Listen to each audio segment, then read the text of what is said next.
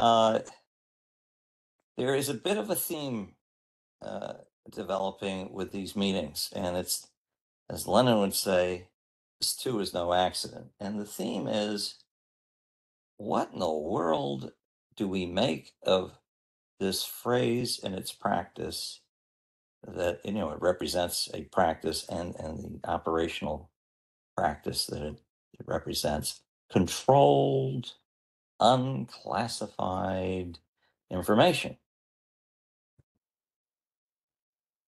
It's a mouthful.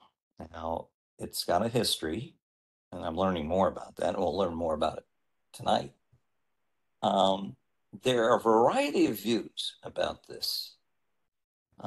Before I get to the span of views, which I'll just name two extremes and not bother with the middle. I am impressed by how few people in government have any interest whatsoever in this topic. I interviewed or discussed this matter of what this phrase might mean and how it works with at least three pretty senior people on the Hill. And they said two things: it's hopeless, and we don't want to touch it with a barge pole. And, being in the non governmental world, I am drawn to hopeless like a moth to a light. I mean, that we live and breathe off hopelessness. That's what we find attractive. If it's hopeless, I've heard of it, and more often than not, my staff and I are commissioning research on it. So that was interesting. But I also, without naming names and causing uh, embarrassment, which is the worst thing that can happen apparently in Washington, and embarrassment. Very senior people in positions of, you would think, nominal responsibility for really knowing and articulating what controlled unclassified information should mean and how it works, also said hopeless, don't want to touch it with a barge pole. I think that's odd. That's odd because I believe there's a lot of money going into the implementation of this idea, and it potentially affects an awful lot of things. I'll give you one more story and then the span of ideas, and then we'll get into it, because I think tonight probably going to have two pretty responsible views. I don't know, how different they'll be, but I'm sure they're informed and the people are knowledgeable, and knowledgeable operationally, not just theoretically. Certainly smarter than I am, and that's what counts. It's a low bar, but that's what we use here. The uh, position of some people is that it's well, I guess there's three positions. One is, it's not as bad as it looks.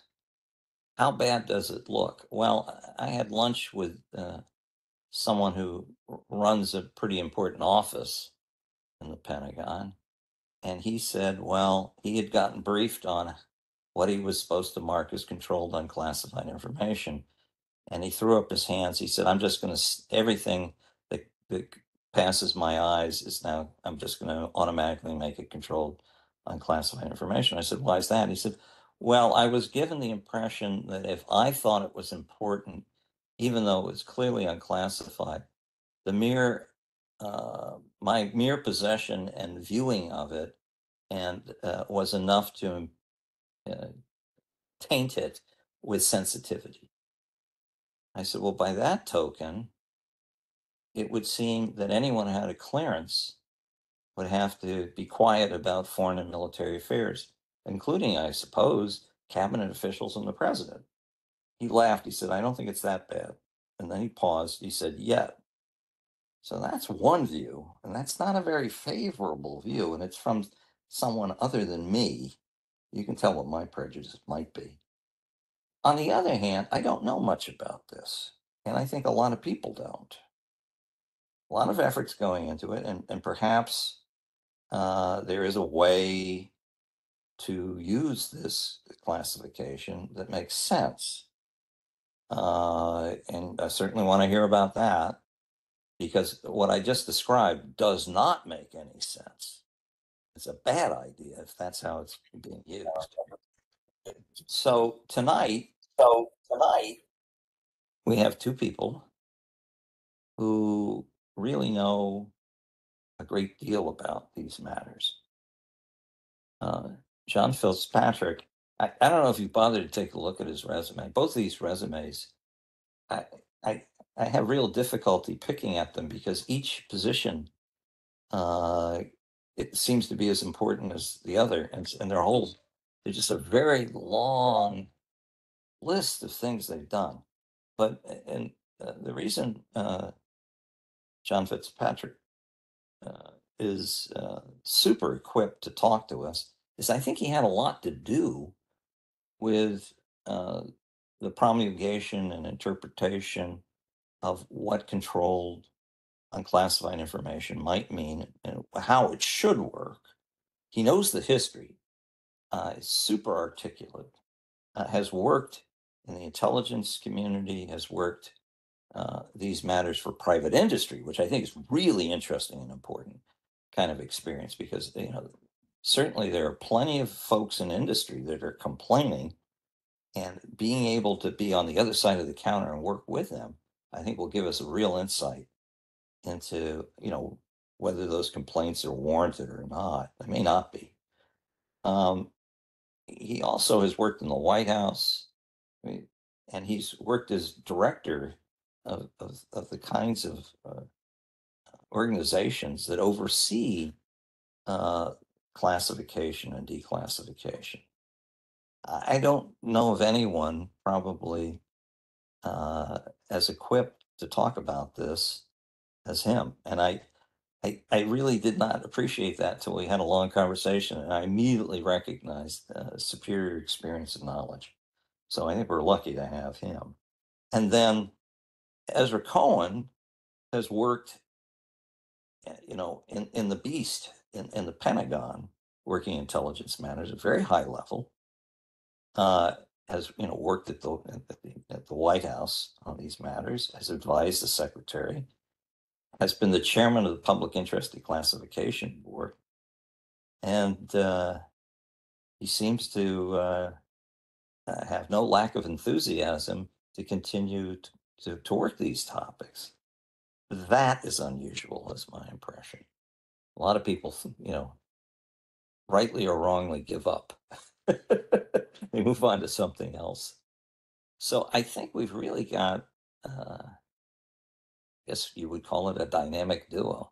I'm not entirely sure what each, how much agreement there will be. And, that's kind of exciting and interesting in and of itself.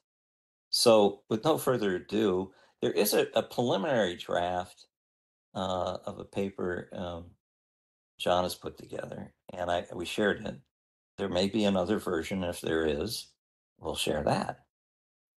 Meanwhile, I'm banking on looking at who's here already to supply additional fuel for a warm and friendly and informative, illuminating discussion. All right, the drum rolls over. John, over to you. Thank you, Henry. Very kind introduction. Greetings also from the Mountain West. Oh, really? Where are Yes, you? right next door. I'm in the Metro Denver area. Ah, So, lucky you. yes, indeed. It's another beautiful day in Colorado. Hello to everybody, and thank you for taking time out. Hello to those of you I know and also that I don't know. Look forward to a good discussion here. Um, I'm also eager to see how much agreement Ezra and I have. We've talked about these things from time to time. We are practiced. We've been in more than one of these, sometimes live and virtual discussion rooms, and I think you got to put a good pair together. And so I'll set things up and then turn them over to Ezra in a little bit. You made reference to the paper I wrote, and so the approach I took, and you know surprising or not surprising, you ask a policy guy what good is a certain policy, and I have a way of approaching it. The WebEx says, does continued control on classified information classifications make sense? I'm an inveterate editor, and I've already done this once with one of Henry's talks.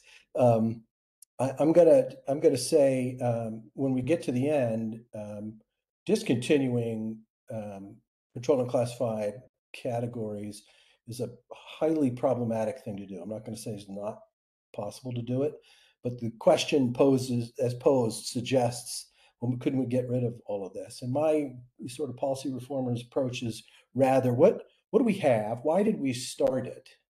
And I'm not in government anymore, but I'm going to say we're all talking about the public interest here and the government's actions in that interest. So why was it started? And that was, 2 decades ago. What of those conditions exists today that we should still exert government authority towards? And then what changes are necessary from the as is to a to be that makes sense for 2025? So let's go back and remind ourselves that the effort by the federal government to regulate um, the placement of controls on unclassified information has its roots in the post 9/11 response of government, the examination of root causes of failure in intelligence and information sharing, and the emergence of a more rigorous state and federal partnership on things we now commonly call homeland security functions. And so a lot of that was focused on the classified world, and the Office of the DNI was stood up to be part of the reform in the classified and intelligence space. Department of Homeland Security stood up to collect government action in all of these manners.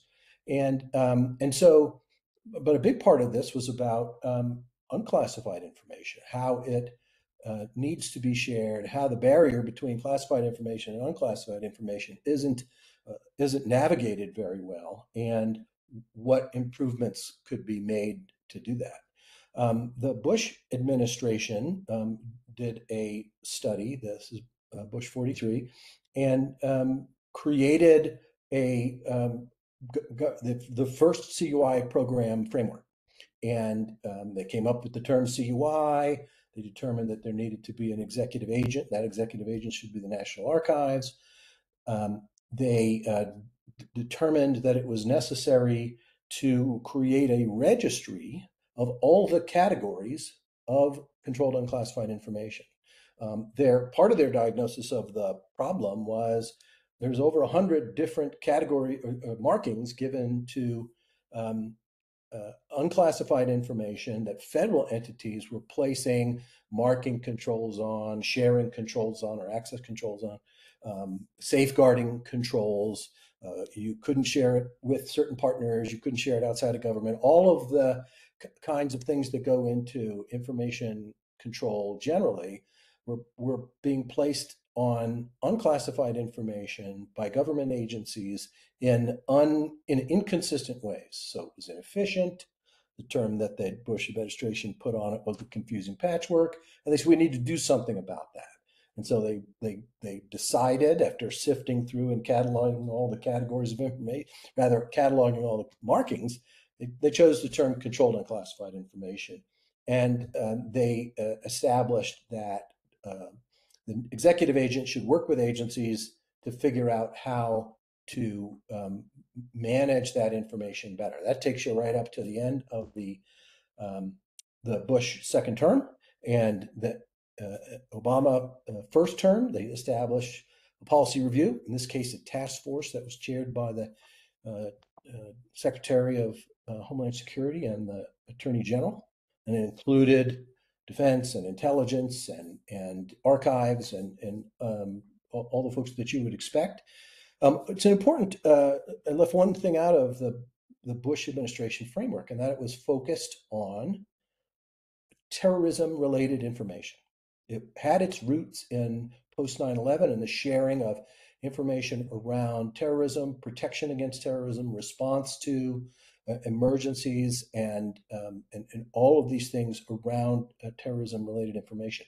And so the agencies that were involved at that time and the categories that were of the greatest focus were those related to terrorist information. So think of every law enforcement agency. Think about the new Homeland Security Department. Think about all the national security agencies, but not the rest of civil government by and large. The Obama administration and the goals were standardize the practices and improve information sharing. Those were stated goals of the Bush framework. The Bush framework comes into the Obama administration. The Obama administration establishes this task force with Secretary DHS and Attorney General at the top of it, and says much of review the Bush policy framework and give us recommendations, but add the goal of improved transparency to the outcome set that this program should go for. Obviously, the interests that were expressed by both Congress and the Obama administration at that time were in protection of civil liberties and increased transparencies and reducing the government's control over information that should otherwise be out and in the public interest. They adopted most of the Bush framework. Archives was the executive agent. The requirement came along was to build out the registry.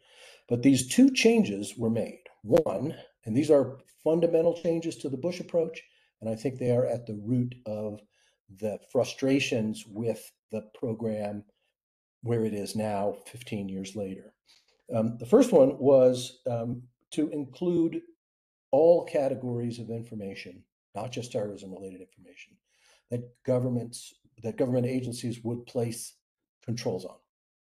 And the dividing line of what an agency was authorized to put controls on would be only those for which there was law, regulation, or government-wide policy, and distinguished government-wide policy from agencies' self-appointed policies, meaning an agency directive that said do it this way, that was not otherwise authorized by a higher level authority, saying the intelligence community should do this, or the FBI should do this. So if you didn't have in law, regulation, or government-wide policy an authority to place a control on unclassified information, it would not be a category that would be duly authorized. So, Henry, you mentioned I had involvement here. I tell a story. When I was up, you're muted.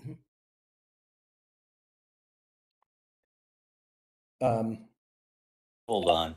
Yeah. Yeah. By the way, I deal with many lawyers, Yep.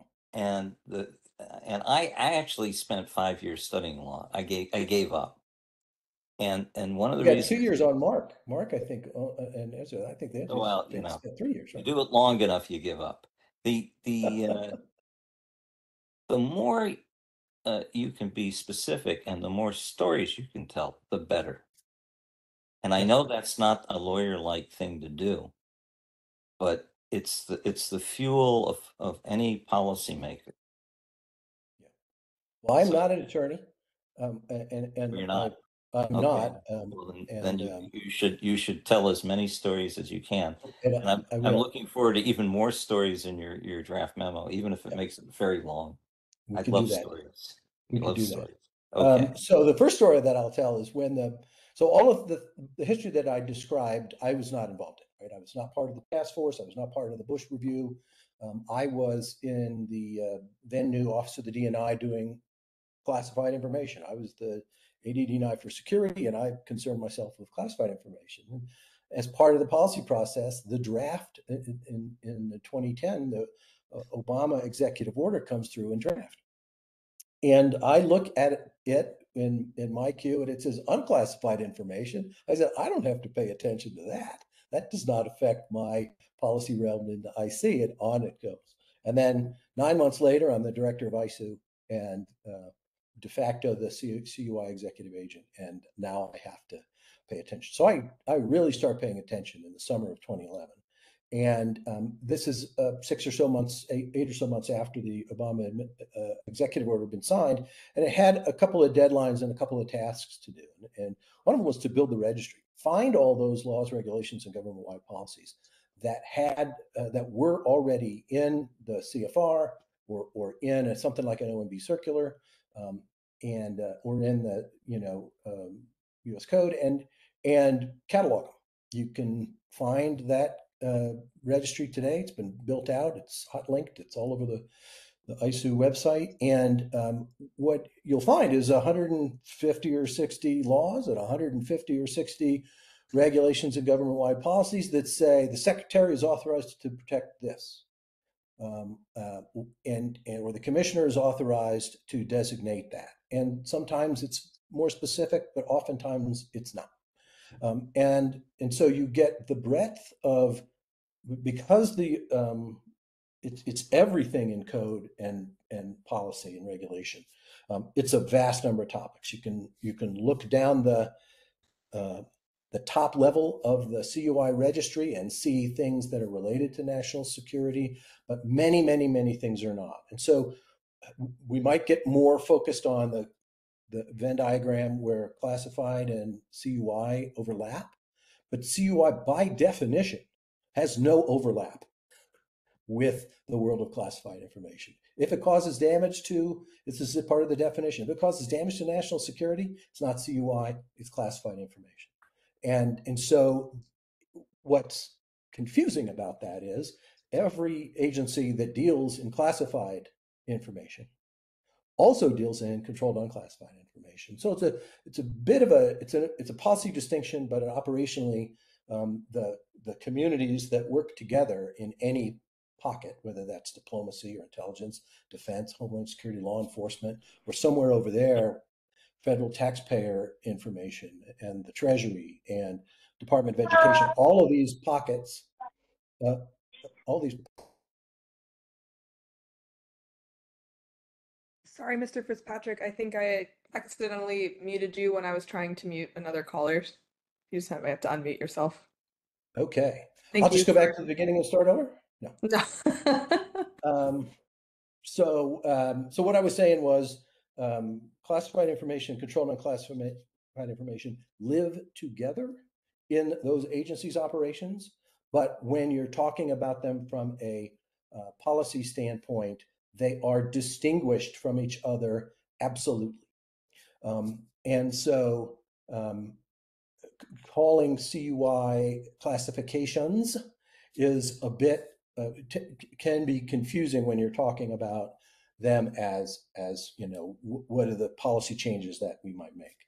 From a practical standpoint, you put requirements in contracts to protect information, whatever level it is. And so industry has to deal with both together.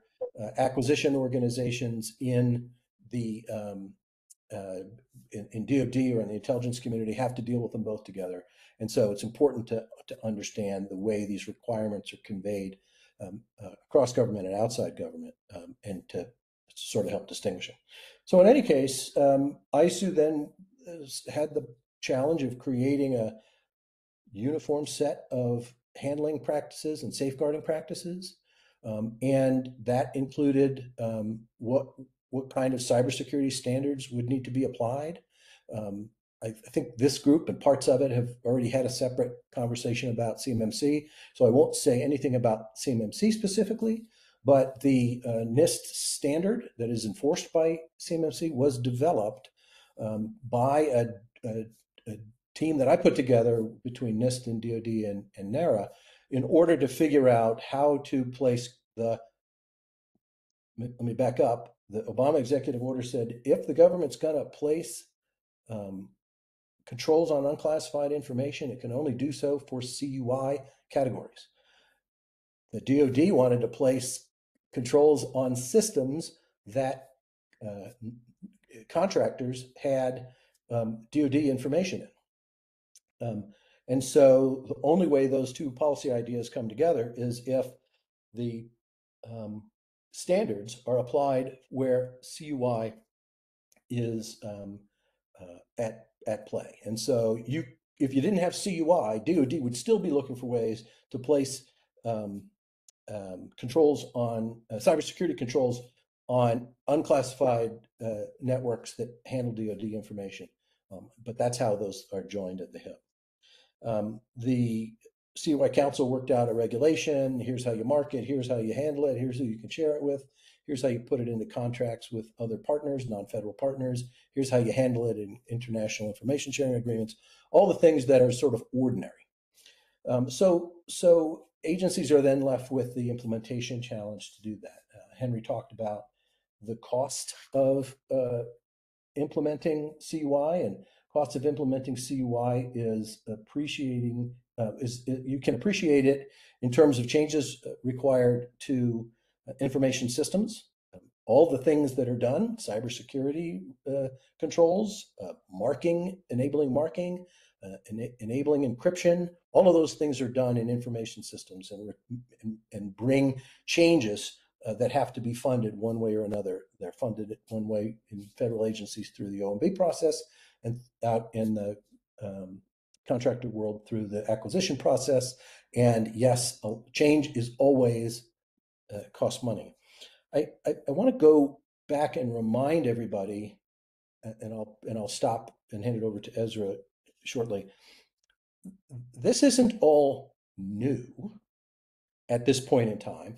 This is a new way of doing what the government was doing less consistently or not consistently with all the information types that it already had authority to do that with. Now, there was not recognition that the Department of Energy's way of doing things had to be the same as the Department of State's or the Department of the Interior's, and making them the same is not a trivial exercise. Elevating them to a common standard means everybody has to change and everybody has to up their game. So yes, it's effort, it's work, it's cost. But in the absence of the attempt to regulate, you had the cost and discoordination of federal agencies telling their partners to do 6 different ways to do one thing. Market, use this term. You can carry it with you on the subway. You can't carry it with you on the subway. You can take it home at night. You can't take it home at night. All of these things that matter in terms of giving guidance and improving safeguarding were different. And so the government's the practices were ineffective. Whether or not the level of effort to raise all the agencies' game is worth whether that juice is worth the squeeze is for I'll say posterity to determine. But that was the intent. And so when I said earlier, you can't really get rid of not continuing the CUI categories is not the way I think about it. We have now told every agency what its authorities are. We have reminded them that they have these authorities and are legally authorized to put controls on information. The question now becomes how they do it. We know they choose to do it. And I think something I'd be interested in discussion around. One of the things that's not in the regulation at all is what are the standards for applying control in the first place? Sure, you're authorized to do it, but when should you and when should you not? And there's no there's no policy approach at all to it. Anybody that's been in the classified world knows that there is a standard for whether or not something is classified. It's not whether it's in law, government, or policy, it's whether it would cause damage to the national security. And then there's a permission authority structure of who can say whether or not information can be classified. None of that exists in the CUI side of the equation. And I'm not arguing to take the classified, original and derivative authority scheme and place it on CUI. I'm just pointing out there's nothing like there's not even a hint towards you should maybe not put it on everything. And I think that is where as we have created what I call this big permission structure to put controls on information of all of these categories that are in the registry, we haven't thought about how to provide discretionary guidance. Where should that discretion come from? What should it be based on? And how should we encourage, the government authorities, and in many cases, it's the acquisition authority that's passing the requirement on to a contractor, how to use discretion and limit that. And the limitations don't work great on the classified side. I'm not suggesting. And here we can have a whole other thing. And Ezra and I could also tag team an overclassification discussion because there's plenty of that over there. But one of the things I'm saying is this permission structure was put in place, there wasn't this idea of discretion put there. So let me stop there, catch a breath, and Henry, I'll toss it back to you or over to Ezra. Right. Yeah. Why don't we all take notes and think? There was a question raised right now that was really on point. What should be CUI? What should not be CUI? What should be CUI but not classified? Who should have the authority to make these decisions? How do you oversee it? How do you, I dare say it, how do you appeal? It would be good to have examples, ideas. I think it's the lack of clarity on these questions that has caused a lot of, consternation, I guess is the word. And if we could see our way clear to figure out how to answer those things, maybe it's not as bad as it looks. On that upbeat note, it's perfect timing to turn it over to Ezra. Okay. Well, thanks, Henry. Thanks, John.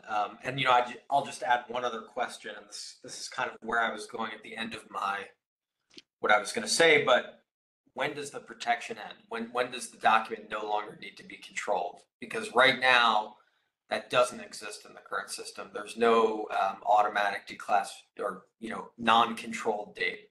We won't call it classified because it's not classified. Anyway, I'm going to talk briefly, and then we can open it up for questions. Obviously, I come from the intelligence community perspective, but I was never in a role where I was doing sharing of information with state and local partners after 9/11, which is really where the big impetus, as John said, was for this program. My background is very much in the collection of intelligence information position, and also counterintelligence. And we never really thought about needing to share this sort of information with people. But where I do kind of come to this from is and how really early on in my time in the intelligence community and at DoD and at the Naval Criminal Investigative Service, the way that CUI was always presented to us was, this is a way to protect key military capabilities. And again, John laid it out. Every single agency across the government, almost every agency across the government and department, has some form of CUI now, because we've created a unified system to deal with all of these sensitive categories, everywhere from Department of Education to IRS to and of course the Department of Defense. So at DoD, one of the big problems that we saw was that private industry, and you talked about this a little bit with some of your previous panels that you've had, Henry. We have many cleared industrial contractors, but we also have non-cleared suppliers. Those are suppliers that are making, some sort of part or component that is, by itself, maybe it's just a screw or it's something that's really not so sensitive. They don't need to be a cleared defense contractor. We don't want to raise the cost on all industry that much. But, they do kind of have some small piece of information that's sensitive on a system overall. And, there's a desire to protect that because as we've seen China get more aggressive and the Russians have gotten more aggressive, they're trying to basically suck up so much information from all of these different suppliers to the Department of Defense that in aggregate, they basically can put together the classified nugget. And that's really, I think, one of the kind of the big things that's been used inside of DoD to justify why CUI is important. Now, and I've seen that everywhere from really going back to 2011, protecting, key naval production capabilities, all the way to my time as the Undersecretary of Defense for Intelligence, where I was the executive agent within DoD. I was the main DoD sponsor for CUI. Now, that's a very noble, mission. We definitely want to protect all these things. We don't want to create this classification and aggregate problem, that's vulnerable to the Chinese. However, I would assert that it's gone way too far. And, I'll give you one kind of official example, and then I'll give you one sort of like personal example of just something that everybody on this call will be like, this is totally absurd. How could we have a system that allows this? So the first one is under there was the executive order that Obama put in place, and then under that, each of the departments and agencies were supposed to have implementing guidance. Some have done that, others have not. And they've implemented it at different levels. I saw a comment that there's not enough training. Yes, some agencies have not done enough training. Some agencies don't have consistency on how they're determining what's CUI and what's not. But I'd say if I looked across the interagency, I think DoD is probably the most advanced in terms of implementing guidance. There's a DoD instruction that lays out, many procedures for this. And then even beyond that, there's many levels of implementing guidance, all the way, to the service levels and whatnot. So one of the parts of the main DoD implementing regulation, which is it's DoD instruction 5200.48, is that to share CUI information with a foreign partner, you have to get an affirmative decision of a foreign disclosure officer. Now, up until this point, foreign disclosure officers were there to make sure that we weren't inappropriately releasing classified information to a defense partner. But the DoD implementing guidance also made CUI their responsibility.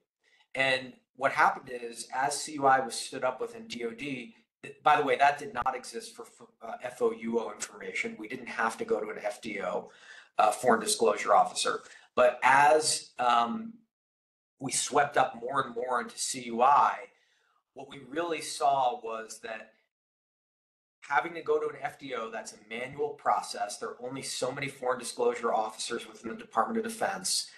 We are sharing a lot of real-time information with our foreign defense partners, such that you really can't have a human there checking every single, sensor package that's information from a sensor that's going over, or real-time intelligence sharing. It just didn't work. And we saw a huge negative effect on our defense partnerships, especially amongst the Five Eyes, where we, it's funny, you look at the Five Eyes partners, we are literally sharing classified computer networks with them. We are sharing in real time, top secret signals information with them. The Five Eyes we have a unified signals intelligence system. But when it comes to CUI information, we have to go to an FDO. So you can just imagine how that went over. Created a huge problem. And ultimately, my successor, Ron Moultrie, when he became Undersecretary of Defense, actually, I think it was one of the last things he did before he resigned from the job this year, he actually revoked that provision of the DoD instruction that required you to go to a foreign disclosure officer. So that's one example of it going too far.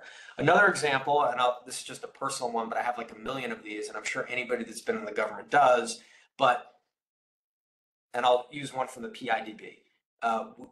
The PIDB members had to go to a meeting at DNI. We had to fill out a clearance passing form. And the form at the top says, when you fill this form out with your social security number, it now becomes CUI. So what does that mean? That means if I send that form, or if I fill that form out, and I send it via Gmail or some other communication method, or I send it to myself to have a copy, because it has my social security number on it, I've now potentially had a security violation. Now, I use my social security number to apply for a credit card. I use my social security number to submit my insurance claim form for my dentist or whatever else, right? Like, how could that possibly be that doing that would create a security violation? Like, so there's just that's a perfect example of, well, your social security number is PII, so it's covered under CUI. And you just see the absurdity of this, of how some of these rules have actually played out. So I think we really need to take a look at there's just not enough common sense in this system. And I think it's one thing to do an EO. We're now more than 10 years after the EO. We've seen how it really played out. And it's really time to go back and look and say, some of these things just don't make sense. I kind of said this in the beginning, where does the control end? That is a really, really important question. In fact, anytime you are thinking about creating a new compartment of classified information or a new protected category of CUI, policymakers should be asking themselves, where does the control end? Where does the classification end? When can we make this public? We have, in the intelligence community, we have 25, 50-year, and 75-year mandatory declassification,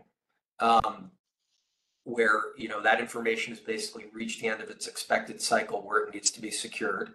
And okay, but CUI, we don't have that. As it stands now, I mean, I don't know, is it indefinite? Are we going to have these categories of information we can't release en masse just indefinitely? I mean, this is something that just wasn't thought through. Again, I don't think this was malicious. I just think that these EOs, like many things, were kind of created in this kind of theoretical level, and we've seen how it's played out.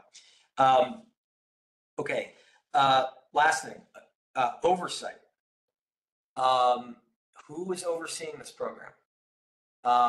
Well, ISOO, the job that John had, was the executive agent. They were made the executive agent in the EO. ISOO probably now has about, like a quarter of the people that it had when John was the director. The archives has no desire to be in this realm of, information control. They basically just want to have these presidential libraries, museums, and kind of keep historical documents, but they're not really interested in dealing with information that's classified or CUI. They don't want to be part of that policy chain. They won't say that, but I'm just telling you how it really is, and you can see that based on the budget decisions they're making. So, just like with the classification system, the ISOO director is supposed to be overseeing the classification system. They can't even do that job effectively, and that's for a much smaller set of information. CUI is an even bigger problem, or a bigger challenge, and they haven't really gotten a plus up in staff to deal with that. So basically, what we effectively have. I don't care what it says in writing in the EO. I'm just telling you effectively what we have is a new system of information control that literally has zero oversight. And that's something that should concern everybody. Again, I'm not saying that it's malicious. or anything like that, but it's a problem and it needs to be fixed. Okay, what happens next? There is an EO that the administration has put together. You know, they have several EOs. One of the EOs that they have that relates to information handling has to do with CUI. I suspect it probably won't actually see the light of day, mainly because we're close to the end of the administration. If Biden loses, I think Trump will obviously not just rubber stamp and put out a Biden drafted executive order. If Kamala wins, she'll want to put her own thumbprint on it. That's just the way things go in Washington. Henry can tell you about that all day. But it's not going to come out. I don't think it's going to come out before the end of Biden's term. One thing that is in these EOs, though, that is kind of a topic of, you know, something I think we should think about, which is killing off confidential information. And so they're actually, most people don't really instantly realize this, but there is still a level of classified information below secret, and that's confidential information. It used to be used much more frequently, but it's still out there. The State Department uses it a lot, some parts of DOD. And so there is a push in these EOs to kill off confidential information. Some of the confidential information would drop down to CUI. Other parts would be moved up to secret. I think it's an interesting thing to think about. I think it probably makes sense to kill off confidential information, but what you're going to see is a need to kind of filter through all of these holdings and figure out, okay, what's confidential now and what's CUI now and what's secret. And that's going to be a challenge. It kind of has some similar challenges to like mass declassification in some ways. So, but you know, some people will like that, others won't. I mean, it will lower the cost. Right now, to store confidential information, we basically have to store it and handle it at a secret level. So that's very expensive. So you'll get some cost savings. It will probably make it a little bit more easier for the public to have access to, especially the historical information. But you know, it's going to be a challenge. And it's, by the way, let me tell you, it will also lead to a further kind of gumming up of the declassification process because resources are going to be pulled away from that to deal with this kind of changing category. So anyway, those are the points. I think I threw out a few areas for further discussion, and that's it for me, Henry. Well, you two did an excellent job of teeing up what ought to be now a pretty interesting conversation. Some questions that I would just pose to spark perhaps others to charge or make comment.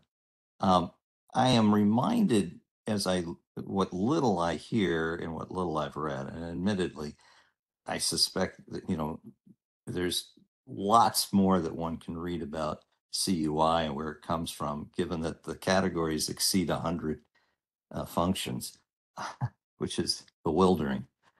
But there's something that Ezra said that I think is reminiscent of something I personally have been caught up with and I am uneasy with. And that is that if you put enough unclassified monkeys, if you will, at typewriters, they'll produce classified Shakespeare. And what I mean by that is somehow you can infer classified information if you have enough of the right unclassified information. And one of the tricks of the trade of protecting against that is something called mosaic. Is there anybody here that doesn't know what mosaic refers to? Okay, mosaic is well, we can't tell you what to take out of your document. All of it could somehow help someone figure out how to piece together unclassified information to produce a classified insight. And so it's a kind of classification limbo, I would describe it as. And it's a great truth. A great truth is true all the time. As soon as you make that determination, there's no defense. It's the end of the discussion. And trying to appeal a mosaic ruling is a little bit like going to Franz Kafka's castle. I have to say, when I listen to the CUI matter, what I don't know is if is it a mosaic, which I think is a cover your tail kind of proposition for I don't know and I don't want to exercise clear judgment or ruling over what's sensitive. That you would really want to avoid. I don't know how you do that. And I sense that what originally this was about was terrorism information, particularly in places like public utilities, that did not want to store information because it costs a lot of money and didn't have the time. And there was an emergency. And one wonders, has the emergency passed or has the emergency deepened such that this stuff ought to be classified? It could be you may want to create, not get rid of confidential, but create a classification for this kind of information. I don't know, but I would love to hear people comment and raise questions and press further. I think this has been a really interesting exchange so far, and I'm sure it's going to get more interesting. I see Mark's hand up, and I'm going to hand over control of this. Who comes next with Caitlin? So being on the outside of government for the entirety of my career, CUI or FOUO or anything other than classified is virtually meaningless, right? It has zero impact on anything we would do over in the non-governmental sector, other than I have to deal with it when I'm representing my federal clients in the transmittal of information that they provide to me, or how I am allowed to handle information when the government is controlling what access I am given internally to a particular agency. When the instruction that Ezra mentioned that was issued in 2020 by DOD to go into detail about CUI, it interestingly dropped FOUO completely. And it's FOUO is not supposed to exist any longer, though it does. And I put in the chat, there's a kind of cartoon that I came across the other day because I have a case where I'm dealing with FOUO. And I was researching the origins and the framework of whether or not it exists still from a legal standpoint.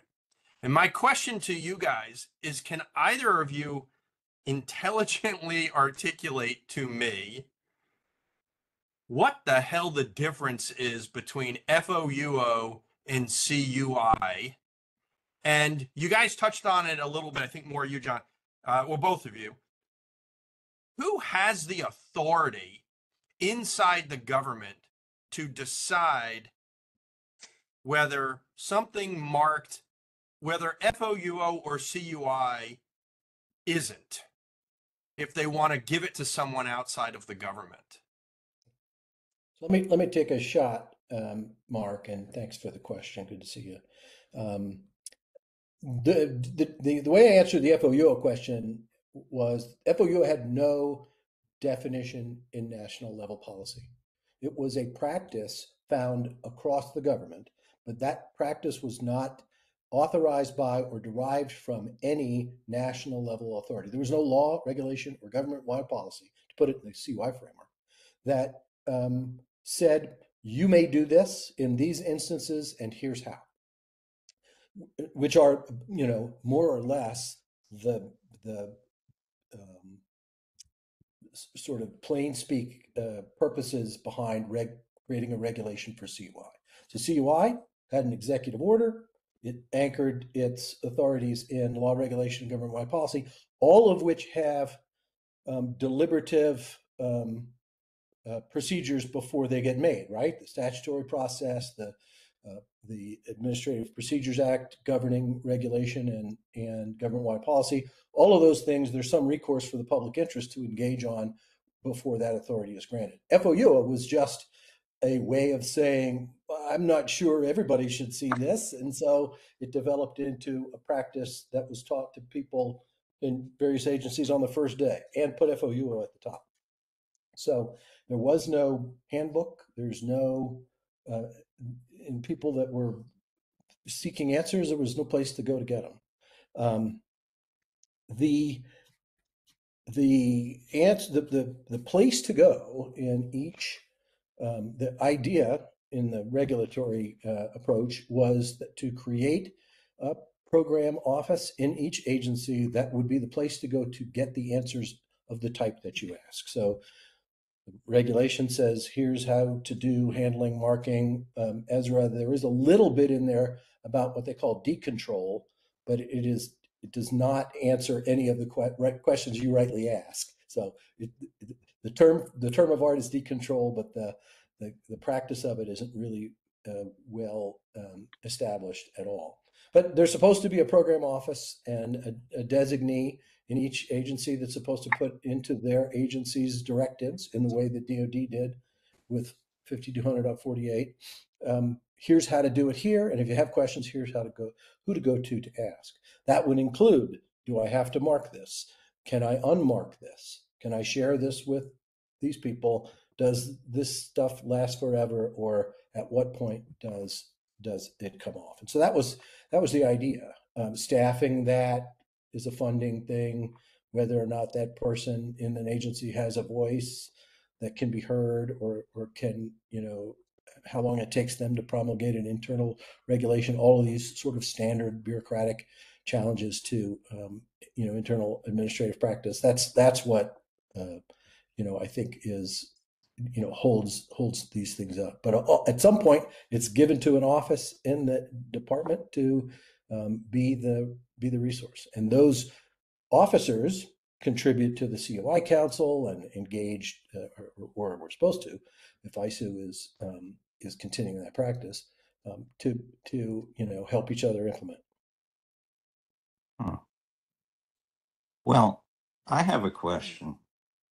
I have held meetings, and I know the Public Interest Declassification Board has a rich history of promoting the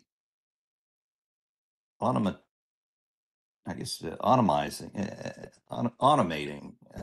to the extent possible, not only classification but declassification of documents and information. And there is just a remarkable allocation to a particular operation. I'll protect the party. Open-ended funding, $500 million to charge into this area. Should they get involved in this?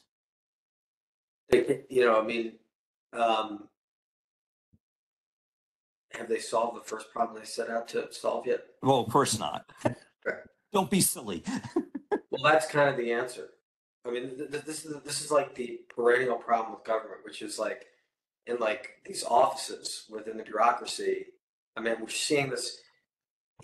Like we dove into this. My biggest problem with CUI is that we created this new system of control, and I get it. There were some outside factors that we didn't really control, but we created this new system of controlling information before we had perfected the first system, or even improved it since the middle of the Cold War, and we just kind of like bit off way too much. So if you're now asking me, should we redirect resources from automated declassification of national security information to the CUI thing, I would say no, just because I think we need to focus on fixing the first problem. Now, the reality is there's probably, once we get a good automated declassification system in place, there probably would be only minimum modifications that would need to be made. Basically, there's just a different set of rules. And also, I would say our risk tolerance should be much, much higher, because the risk of, well, like John said, there's no national security, or at least no articulated in the definition, national security risk of accidentally releasing CUI. So the risk tolerance should be much higher. John, I'm curious. Yeah, There are go ahead. there are classification guidebooks. Yeah. Thousands of them, apparently. Hmm? At least 2,000 by last count.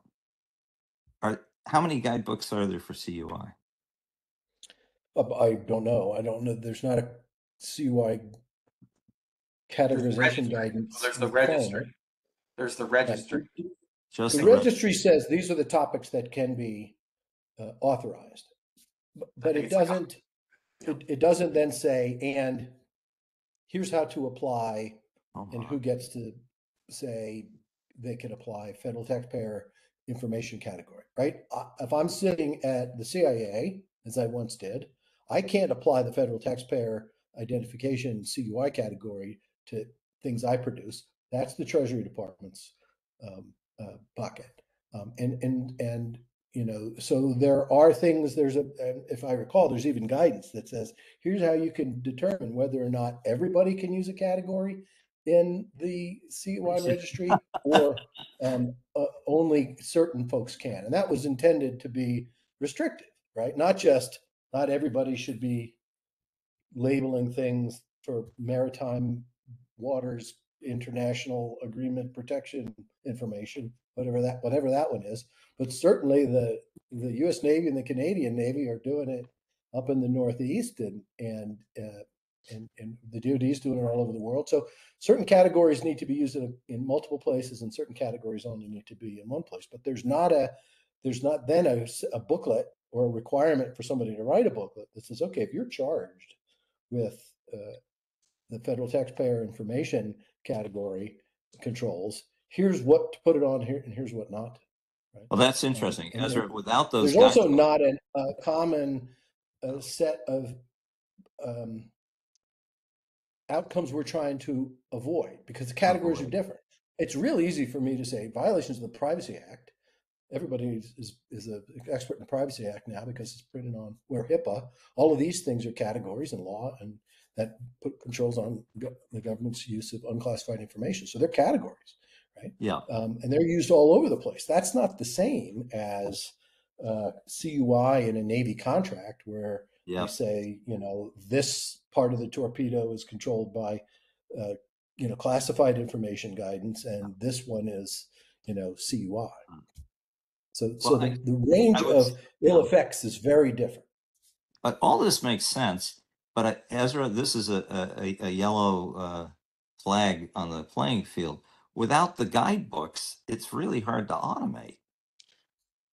Yeah, I mean, this is where each of the agencies has different levels of implementation guidance. I mean, there's some, you could probably use the implementation guidance as some sort of guidebook, but it's inconsistent. But again, this is what happens when you create a new system and you don't put anybody in charge of it. So I'm not really sure what they expected to happen. By the way, I should add one other thing. On the future EOs that could fix this, we kind of have an indicator, I think, what would happen. Again, this is not inside information, but, if Trump were to win the election and become the next president, John Ratcliffe, who was as director of national intelligence at the end of the Trump administration, actually recommended to the president that they kill off CUI altogether, that they basically stop the implementation, they rescind the executive order, because basically the implementation had become way too costly and time consuming for the intelligence community. So I think that might give you some indication, Henry, of where this would be going. David, and then Zach. Yes. Yeah, I just wanted to add one comment to this discussion. I know there are some agencies within the DoD, at least in the intelligence community component of the DoD, that do use security classification guides to identify what additional information would be CUI. So in addition to saying, okay, X information is top secret, X information is secret, and whatever, that same classification guide also specifies what information specifically is CUI. That doesn't, not all DoD agencies or departments do that. It's certainly not uniform across the board, but that is being done at some departments. Yeah, David, and that's a good point. There's guidance about how, because there are marking requirements and guidance requirements for classified information, and because in intelligence and defense and parts of the Department of Energy, for example, you've got environments that commingle these things all the time. So how do you provide guidance for properly classifying documents that also include CUI?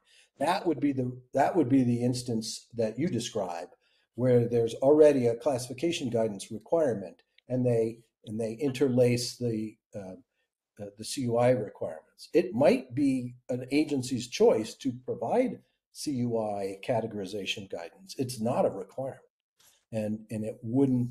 So there's an instance where maybe you could learn something from the way the classified system handles a problem and adapt it to CUI, but there's not a requirement to approach it that way. That's a good point. Zach?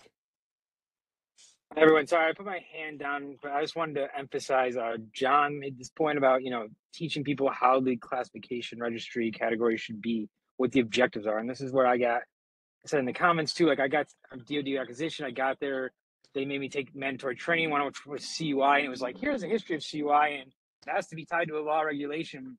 You got to take this every year, but it didn't tell me like how do I identify, what is CUI, what isn't CUI, and it's just like finally we got the office that implements that we talked about earlier, I forget the name, to come in and give us a briefing for an hour where we could ask questions and stuff. But you need that kind of training for people, because even when you're trying to not over CUI stuff, which I never want to do, I just have no clue how to implement this, because there's just these broad categories. They've gotten better with the registries, now more explanation. This was a few years ago. I agree that. And the other part is, I would say, watching people, my colleagues and stuff who do not get training and other organizations we work with, like it seems to be they don't understand there's also distribution statements for DoD. So a lot of times it's like, well, we want this information in the public, so we make our CUI, which is not right. But they really just put a distribution statement on it that says like not releasable to the public and stuff. So that's another thing that they don't emphasize that I think they should, at least from my small vantage point. Over. Okay. Peter? Yeah, thanks. So given all the problems with CUI that were identified, I'm just asking the speakers if they could discuss what they think the downsides of getting rid of it would be. What on balance is a better approach, given whatever the downsides might be and the cost of implementing it. Over.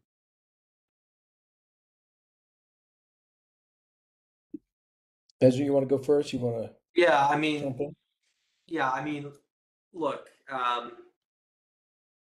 think it depends on the part of the government, because there's just different levels of implementation all over the place. So like if you look at the IC, which is basically resisted it pretty aggressively, there would probably be no downside cost. Well, basically there would be no change. I'll just put it that way. For them, it would just mean they'd probably free up some resources to put towards something else. But it's not like there would be this crisis of what do we do tomorrow. Other parts, like for big DoD, there would definitely be a crisis of what happens tomorrow if we rescind and eliminate CUI, just because they've already started to categorize a lot of things into that. Probably what would happen would be the Secretary of Defense probably has the authority to just create his own kind of control system of unclassified information. He could just call it something else, and they could just do it internally and swap that out for CUI. So that's kind of like, it just kind of really depends where you look. Yeah. So I think, Ezra, you just made a point that in a practical description of what the secretary might do, that's behind my idea that you really can't eliminate CUI, right? Because we have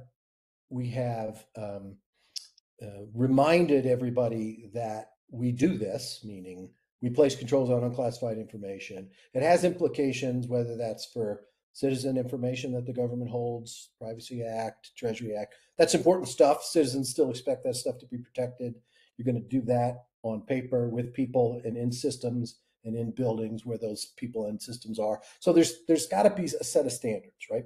So where can, rather than reverting to DoD's version, the intelligence community's version, whatever, where are there areas that you can relieve pain points? Ezra indicated rightly that the intelligence community put up a strong resistance to this. And I think because the intelligence community is 24/7, 365 in a very high security environment for all of those things, people, buildings, computers, and the information that's in them, it's tough to argue that the relatively lower level set of practices in CUI added on top of all of that make any sense to implement.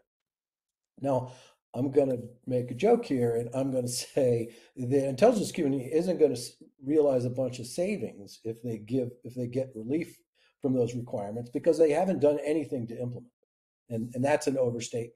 But I think the place where these two ideas come together is that you can provide relief if the protection of your environment is sufficient and adequate, and you pay attention to the release of that information when it leaves that environment, right? Is it when it leaves the classified environment out into the world, to the public, or to a lower security domain with a state or local? If you're protecting the privacy information that's in it, which they do anyway. So there's a way to acknowledge that where you are in the government, it can be handled differently. I think there might also be a way to look at the registry and say, some of these categories don't need to be handled at this regimented baseline, right? There's one of the approaches that we took in building the regulation was to say, here's how information controls work. You figure out a way to protect the bulk of the information, and then you figure out which information needs a little bit more protection, because usually there's something that's more sensitive. And that's more or less the structure of the CUI protection scheme. Well, take a look at the categories now that we've had 10 years or more of practice. Which ones really need to use this information? And maybe there is a way to find relief at the lower end, or at the less security intensive end, just as I suggest for the IC and the higher end. Ezra, you were going to jump in. Yeah, no, I was just going to say, like, I think there's like a really good lesson to be taken away from this question, and I see Mark's comment. Like, anybody here that's, whether you're in government now or you want to go into government, it is extremely hard to eliminate bureaucracy once you create it, because there's always going to be this, specter of something horrible will happen. This is why we still have classified Kennedy documents so many years later. It's why it's so hard for us to declassify things. So this is a huge everybody should think very carefully before, if you're in a position, before you create a new bureaucracy or a new bureaucratic layer. It will become very hard to undo it, even if it was a mistake. That's all I was going to say. Mr. Spadero, you've been very patient. Yeah, I'm very reluctant to say anything because I could go on for 2 days in this. Please don't. But I want to introduce two concepts. One is historical, and the other is just common sense, a term that Henry used earlier on. You know, we're approaching the 15th anniversary of the executive order on CUI.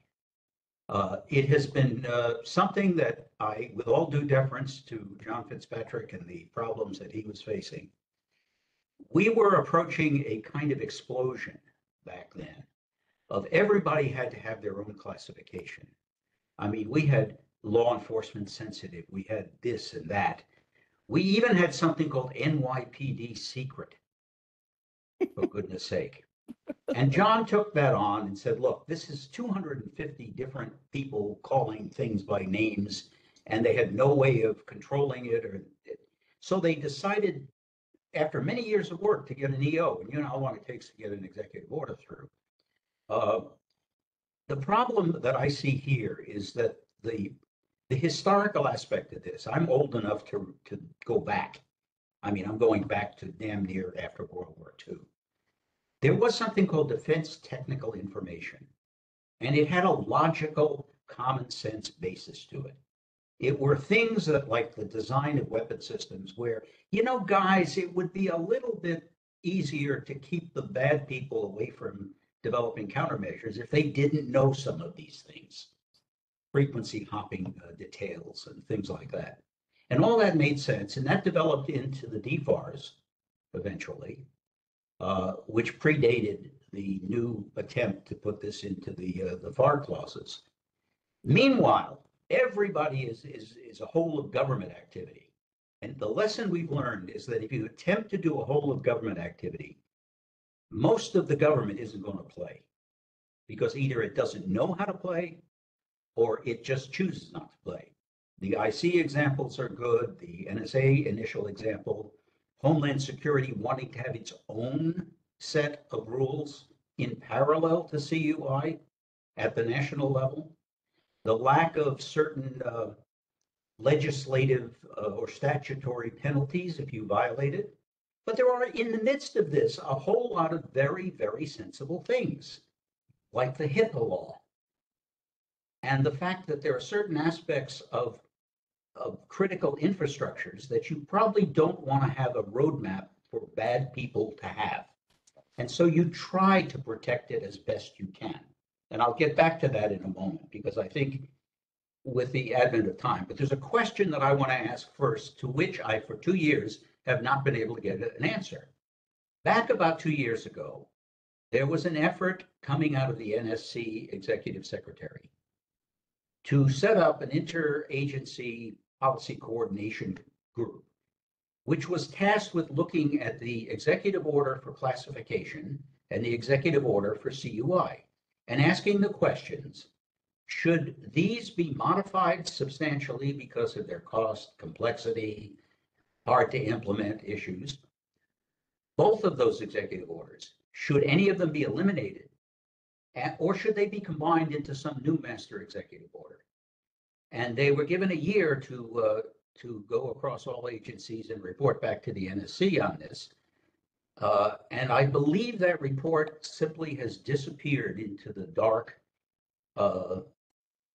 basis. I've never seen anything come out of that. And I've asked several times. There's a humorous aspect to this, by the way.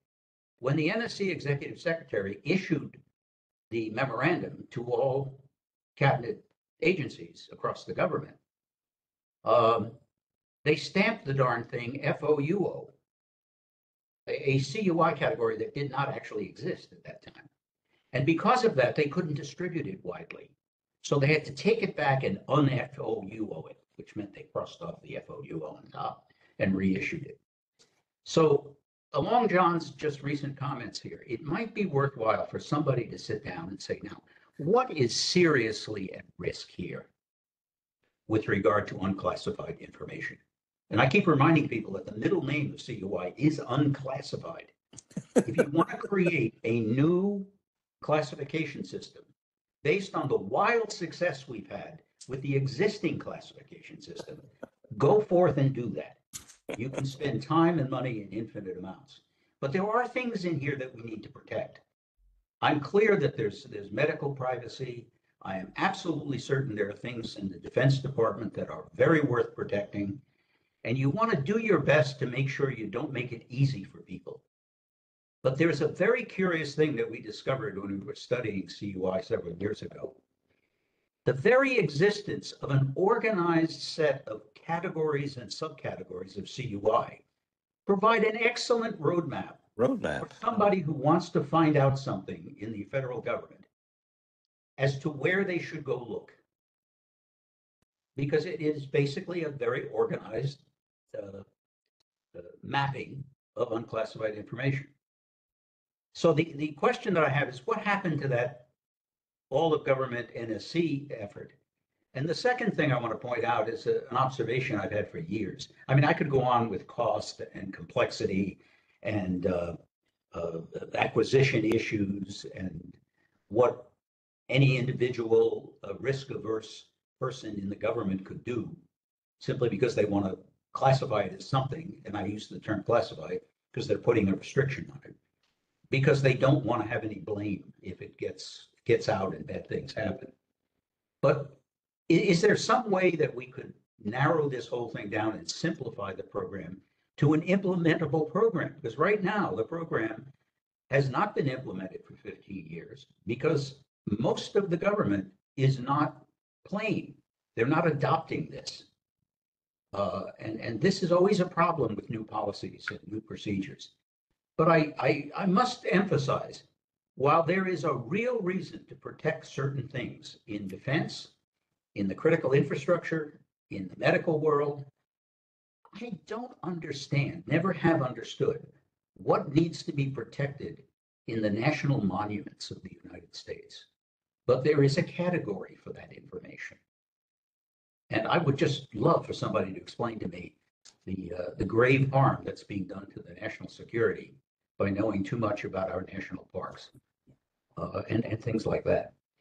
But the other comment I want to make is this whole process seems to me to be a throwback to an industrial age where we could control things by controlling the documents.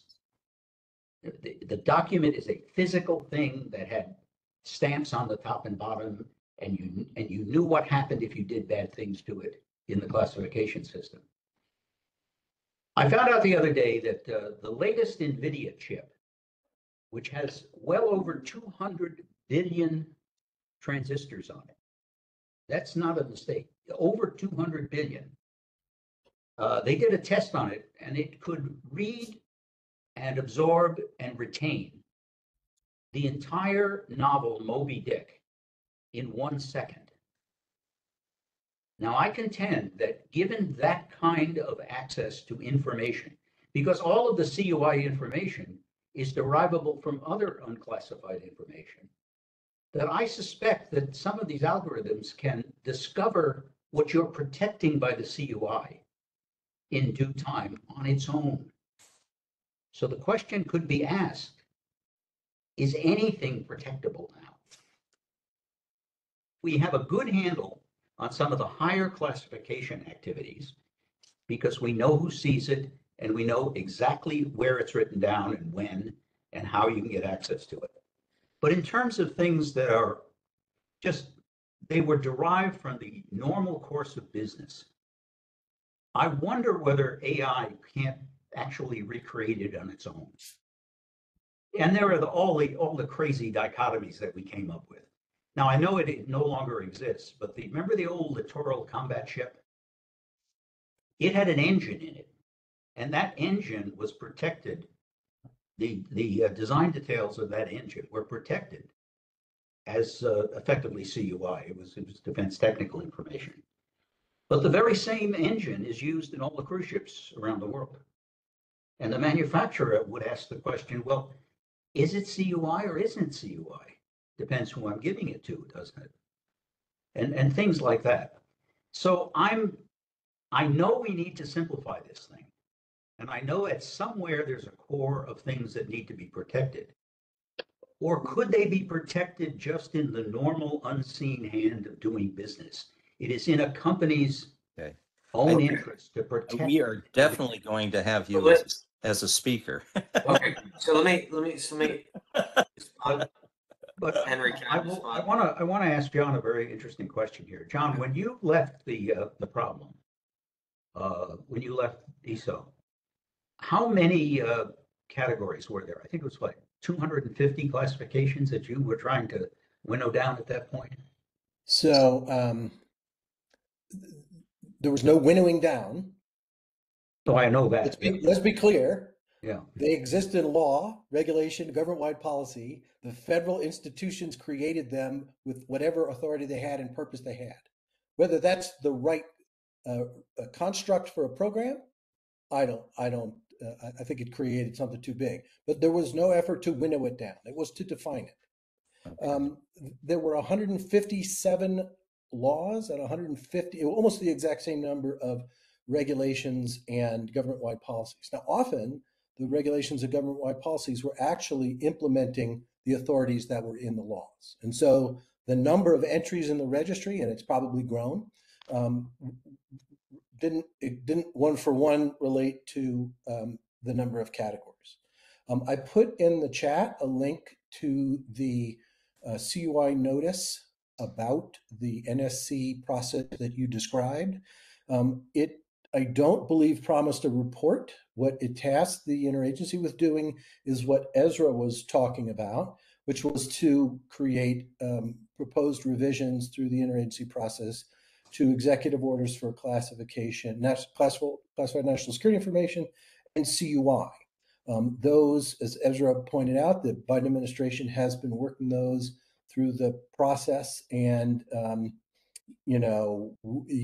don't know if you can go to Las Vegas and bet whether or not they'll get signed up before January 20th, but that's the bet, right? And that's the question. So we'll see if there are attempts to advance and refine these things going forward. In your commentary, Tony, I think you, because you come from where I come from, right, the national security side of things, you tend to conflate classification and national security with the reason that things are CUI. And I think, I'm going to say that that's easy to do. And in particular, since the history of this particular regulatory effort starts in the post 9/11 environment, it is really focused on terrorism information first. And I'll say it this way: the reason the government started to try to regulate this problem isn't necessarily now, 15 years later, the biggest reason to do so, or the biggest problem about doing it. And you made some points that I make in the paper, which is, there's categories in here that everybody understands plainly why we should protect privacy information, HIPAA information, taxpayer information. That doesn't need to feel the same as what part of the torpedo is the contractor got to protect at the unclassified level. And that's a big challenge for this problem. So I would agree with you that there's probably a look back now at the 15-year mark, and not to take it with, well, how are we doing with terrorism related information and all the other stuff, but rather what are all these categories, and do we need a single uniform practice for them all, or is there something, given how difficult it is to come up with a single uniform practice for them all, and is there perhaps a different way to carve this up and find relief and still find the intended effect? All I right. agree. I'm going to step in. I'm sorry. Okay.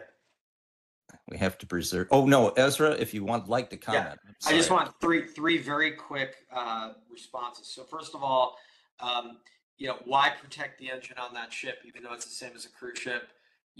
Maybe we don't want the adversary to know that it's the same engine as the cruise ship. We don't want them to know it's not unmodified. I'll give you one more example that's also, I think, something, we thought about all the time, but, delivering a box of tomatoes somewhere in the world is an indication of where we have American troops. It's an indication of if those troops are preparing for I mean, obviously I'm using this as an extreme, but the supply chain, right? Like all those things that we need to sustain our troops, it's all the food, it's the toilet paper. There's nothing classified about that. We've got to work with commercial vendors. We've got to work with farmers. That could reveal troop locations and potential troop movements if the Chinese are really looking. And then the last thing I'll just say, look, on the EOs, there's basically 3 EOs the administration has been working on. One to reform the special access program system, one to rewrite 13526, which is the general classification system memo, and then the third is an EO on CUI. So those are the 3 that have been working through the interagency process. There were some very good people at the NSC who were trying to drive this through the bureaucracy. They were basically filibustered by the intelligence community. They've now left the project. So, I think it's highly unlikely any of these get out. We have so limited time. Mr. Spinato, I'm going to have to. You have time for just one? No, please. You've had the microphone. There are 2 people that have a question. I'm going to ask them each to ask it. I'm going to ask the speakers to answer it, and then we have to close. If you're frustrated, it's an argument for coming back. And maybe we could have you as a speaker even. That's fine. But we've got to kind of stick to some regimen here. David and Richard, could you ask your questions, and then we'll turn it to the speakers, and then we'll close. Yeah, I was just going to mention, and this will be a topic that's going to be discussed in next month's seminar more in depth, but I just wanted to throw it out that one type of information, unclassified information, that often has the CUI caveat put on it that we haven't discussed here tonight is foreign information, foreign open source information, OSINT. And that is something that the IC, particularly the OSINT community within the IC, has been struggling with for many years. In the case of a country where you have a heavily state-controlled media, for example, if they discover that what they are publishing out in the open source realm is being used against them, well, they could clamp down and deny that information to us, in the future, right? They could dry up as a source of information.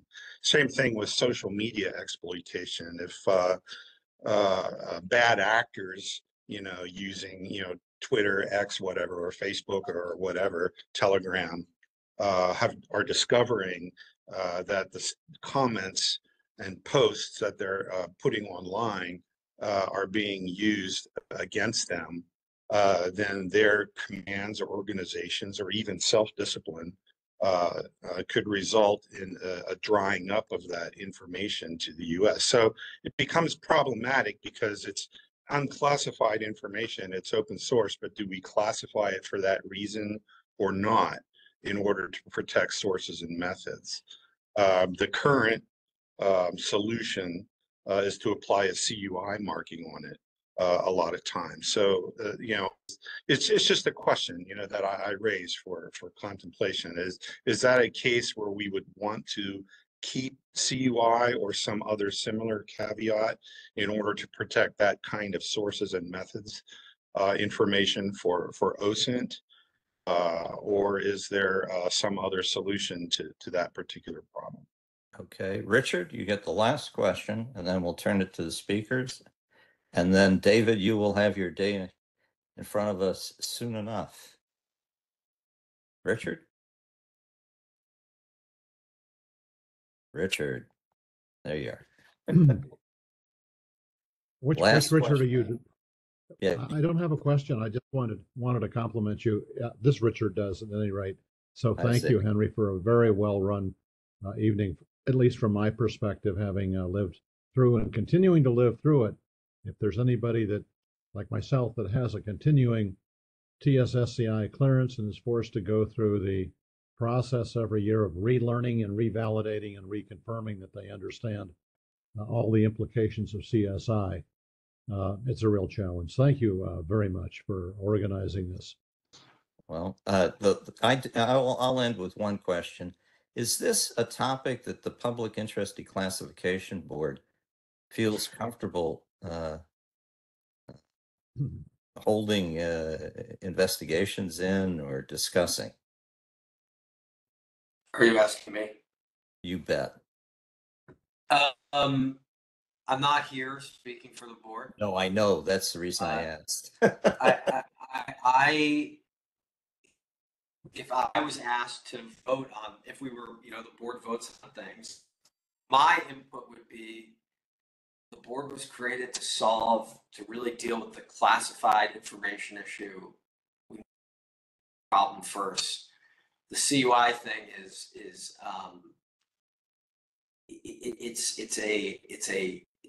it's so enormous, and it would require us to deal with many other agencies that we're not accustomed to dealing with.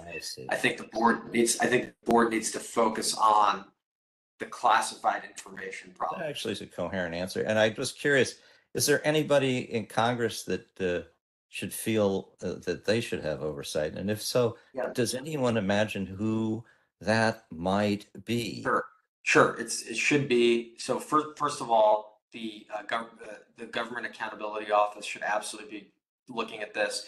The Government Affairs Oversight Committee, I forgot the name of that committee. The Intel committees have taken, it seems like they've kind of been trying to push back on CUI because their constituencies, the Intel community, and many times those committees actually act on behalf of the Intel committee, not as oversight elements.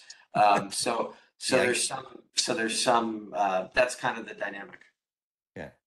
And actually the one thing that Congress could do, Henry, one thing Congress could do is give the organization that has assigned to be the oversight element for this and for the classified information system, ISU, actually mandate that it get the resources it needs and hold the irresponsible members of the National Archives leadership accountable for basically starving that organization through attrition. That's what Congress could do. Well, we could have, I have this image of some form of physical hazing, but okay, I get the general idea. Do either of you want to talk about the comments of the last two speakers, or Mr. Spadaro? I've got a quick comment on OSINT, John, and then you can go. But DoD has a huge stake in OSINT. I think CIA is the IC kind of leader for OSINT, but DIA is trying to be the defense leader for OSINT now. So there's kind of all of this jockeying going on. OSINT, we do need a way to protect it, right? We can't just have people pulling up like OSINT articles and like posting it on Twitter, right? So, which has actually happened in the past. So we have to have some control mechanism. Through OSINT, the adversary can figure out what we're actually focusing on and looking at, and that's not something we want to tip our hand at, because usually paired with that OSINT focus is also classified intelligence collection. So we have to have some way to protect the information. There is also analytical tradecraft that's being used on OSINT as well. That does give us a competitive advantage, and so we have to protect that tradecraft as well. So I'm not against having some control system for OSINT. Okay. Yeah, and I would add, I think, Ezra, you have talked a couple of times about the possibility of executive orders coming. And the OSINT example is an excellent example of one thing. If they're successful in putting an executive order out, yes, it's possible that they could go to a 2-level classification and eliminate confidential, but it could also have additional guidance into just this very kind of issues. How does CUI factor into the total protection scheme for intelligence missions, OSINT being one of them? And Ezra pointed out in David's question, illuminates, that you've got an intelligence mission, which is largely based in national security functions, missions, and involves a lot of classified activity that is enabled by this open source activity, to the degree that the unclassified work enables the classified work. There's a reason to have those two worlds align. As I said before, the original construct of CUI was that if it was going to cause damage to national security, it was classified, and if it didn't, it's CUI, and never the twain shall meet. But everybody that works in intelligence that has some stuff that happens on the unclassified side says that's not exactly true. So I would look for a change in the guidance that says, here's how CUI works in the national security realm as part of this continuum. Again, this is a very different thing, and to Tony's point, it doesn't intersect with the reason we protect things for HIPAA and privacy and taxpayer information. And so maybe there's a way to carve the registry up and address these in pockets rather than all a government way. All right. Mr. Spadaro raised a very good point that deserves, I may get back in touch with you, Mr. Spadaro. And that is, what the fine, bright lines between secrets and what's public is not as bright as it once might have been. And in this kind of world, I'm reminded that in graduate school, every day I would find on my doorstep a foreign broadcast information mailing. It was sent to me free of charge, and I would read it. I now cannot do that. And for the life of me, I am scratching my head. It could be that if we had more things to share, we wouldn't be protecting so many of them. That's not intuitive, but the point here is that I think putting fences around what we have may be less interesting for protecting what matters than producing more things in the first instance to keep the other side busy. And something tells me the real secret is that we don't have enough secrets. We need to have more information and more confusion between what is sensitive and what isn't, so that the other side, whatever it is, cannot figure out exactly what's going on. But the public is able, and our friends and contractors are able to do their business. My guess is I'm woolly headed at this point, so we should stop. Next time, Mr. Reese is going to talk about open source intelligence and the problems with CUI and other classifications. So seamlessly, we will move to the next step. When is that to be, Caitlin? That'll be November 25th. Okay. Hope to see all of you there.